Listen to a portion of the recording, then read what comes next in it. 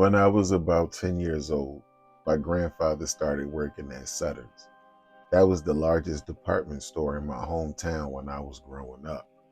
My parents had been taking me to their Christmas show since I was 2, and now that Grandpa Matt worked there, we were also invited to attend their private Christmas party, just for employees and their families. I already knew some of the other kids at the party from my neighborhood and from school, and I'd say by 30 minutes in, all of us kids had warmed up to one another. Dinner was self-serve buffet, open liquor bar for the adults and endless fountain sodas for the children.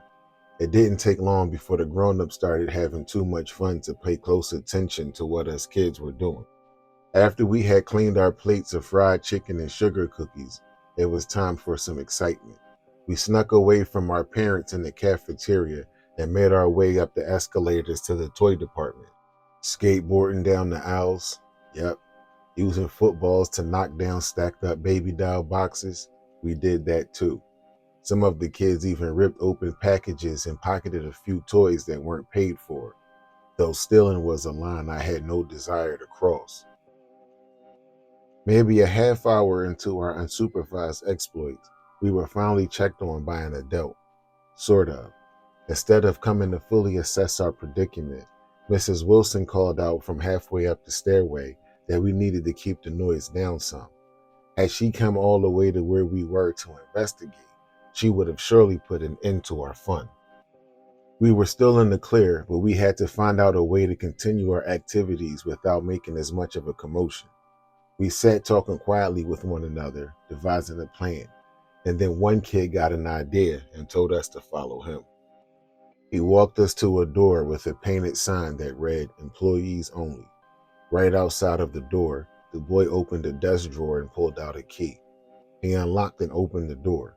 He told us beyond that door was a maze of interconnected hallways that led throughout different parts of the store. He suggested our parents wouldn't be able to hear us back there, and we could continue our adventures without being found out. We all agreed. Once in the back hallways, we stumbled upon a stationery closet. Some of the children immediately grabbed permanent markers and started scribbling nonsense on the walls. Another kid reached for a box of rubber bands and a box of paper clips. We watched as he bent a paper clip about until it formed a U shape. He then fashioned a slingshot with a rubber band around his fingers and used the paper clip as a projectile, launching it down the hall. He then began aiming paper clips at other kids. It didn't take long before we split into two teams and the war was launched. I know it sounds dangerous, and it probably was, but it was also loads of fun. And the best part was, no one was hurt, though one kid took a hard fall and pretended to be. We were nervous for a moment, but when we realized he was fooling us, we pelted him with paper clips until we emptied the box. That made one particular little girl laugh hard. Eyes closed, head back, hand over her stomach. She was so thrilled. The weird thing was, it was the first time that I saw her. We all had been playing together for nearly 2 hours, and I hadn't noticed her before that. I told myself her parents must have arrived late, and then continued my focus on my amusement. The rest of the evening passed without anything special happening. My parents took me home that night, and we finished decorating our tree before I went to bed. Due to an adjusted holiday schedule, the next morning, Dad had extra time to relax at home before he had to leave out for work. I was already out of school for winter break.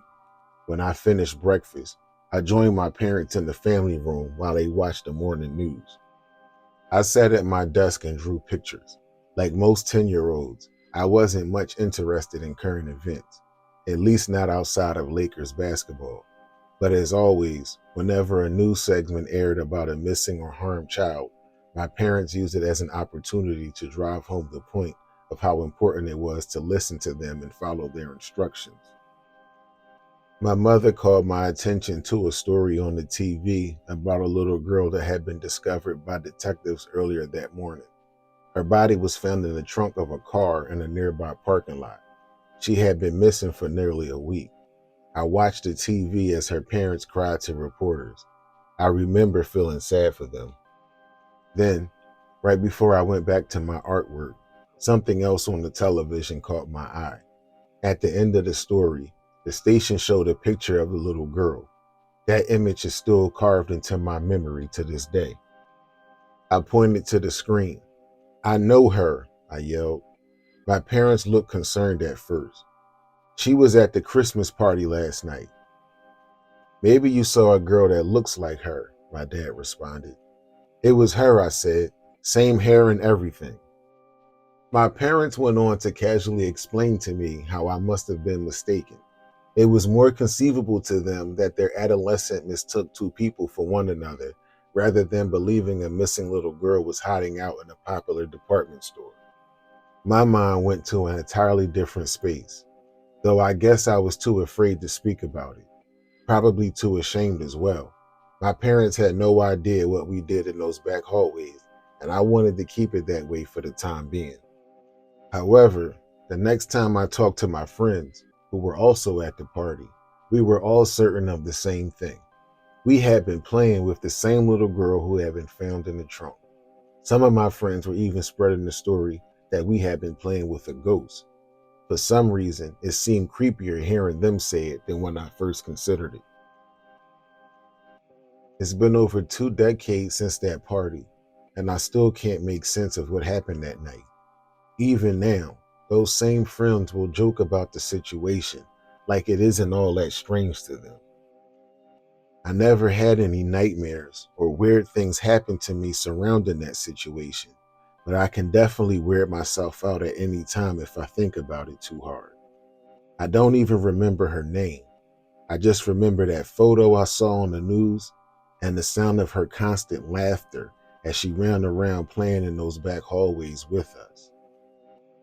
They say the truth is stranger than fiction. Where's the lie?